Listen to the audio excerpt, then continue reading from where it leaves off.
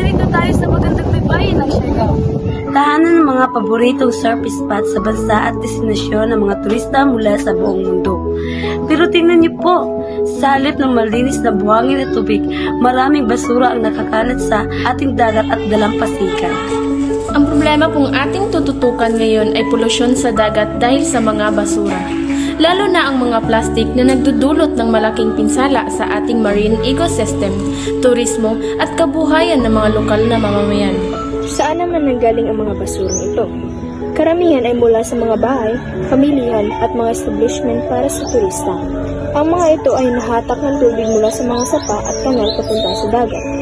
Minsan din, ang mga bisita at lokal na residente ay nagtatapon ng basura diretso sa dalampasigan at ang mga bangka ay naglalagay ng kanilang dumi sa tubig. Hindi lamang mangingisda at mga negosyo ang naapektuhan. Ang mga corals na siyang tahanan ng isda at dahilan ng malinaw na tubig ay nasisira. Ang mga marine life ay madalas na nalulunod o nakakain ng plastic. Maaari rin itong magdulot ng sakit sa mga taong naliligo o kumakain ng isda mula sa dagat ng Siargao. Para malungkasan ang polusyon sa dagat ng Siargao, inaalok namin ang dalawang epektibong solusyon.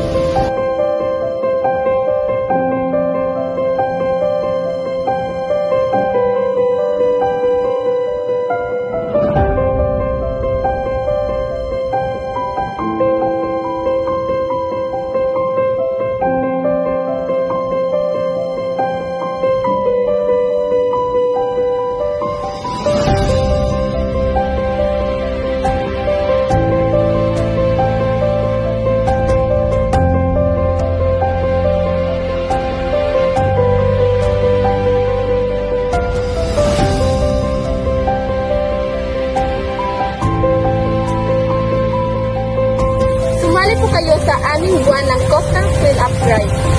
Huwain po tayo ng reusable na gamit at iwasan ang single-use plastic. Huwag na po tayo magtapon ng basura sa dalampasigan sa dagat.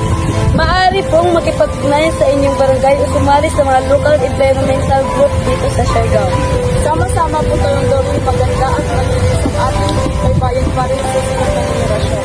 Ang baybayin ng Siargao ay ating yaman. Kailangan natin itong palagaan.